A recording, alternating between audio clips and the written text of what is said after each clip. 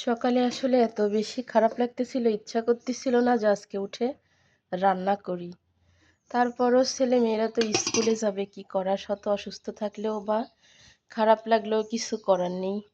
তো রান্না করলাম, ভাত রান্না করলাম, চিংড়ি মাছ দিয়ে আলু দিয়ে বেশি করে পেঁয়াজ মরিচ দিয়ে ভাজি করলাম, আর হচ্ছে মিষ্টি কুমড়া চিংড়ি মাছ রান্না করলাম। আর দুপুরে হয়তো আর একটা কিছু রান্না করব, যদি ভালো লাগে। আর না লাগলে শুধু ডিম ভাজি দিয়েই খাবে। আলু ভাজিতে নাকি আজকে লবণ হয়ে গেছে। ছোট ছেলে খেয়ে চলে গেল স্কুলে।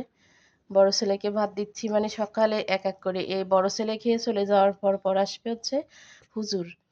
হুজুরে খাওয়াই দিয়ে বেরোতে বেরোতে কিন্তু আমার 10টা বেজে যায়। এই কড়া ভাত দিছি বড় ছেলেরে, তাও হচ্ছে তার বেশি হয়ে যাচ্ছে।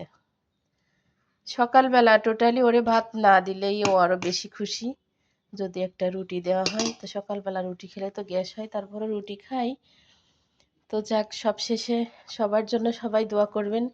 সুস্থতা হচ্ছে একটা মানুষের জন্য সবথেকে বড় নিয়ামত হচ্ছে সুস্থতা। যখন আমরা অসুস্থ থাকি তখনই বুঝি, সুস্থ থাকতে কখনো বুঝি না।